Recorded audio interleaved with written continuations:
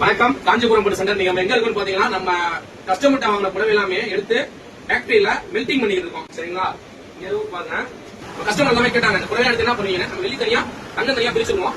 இந்த புடவை பாத்தீங்கன்னா கீழே மேலையும் பார்டர், இந்த பார்டர் பாத்தீங்கன்னா 1 அடி வரும். சரிங்களா? இந்த முண்டி பாத்தீங்கன்னா 2 அடி வரும். இந்த உடம்பு பாத்தீங்கன்னா உடம்பு ஃபுல்லா இருக்கும். சரிங்களா? இந்த புடவை பிசு புடவைன்னு சொல்லுவாங்க. உடம்பு ஃபுல்லா ஜரியா இருக்கும். இது கிட்டத்தட்ட ஒரு 30 வருஷம் ஓல்டு புடவை. இதுல கம்பல்சரி கண்டிப்பா தங்க டச் இருக்கும். சரிங்களா? அதே பேட்டர்ன் புடவை தான், அதே சேம் கலர், அதே சேம் பேட்டர்ன் தான். சரிங்களா?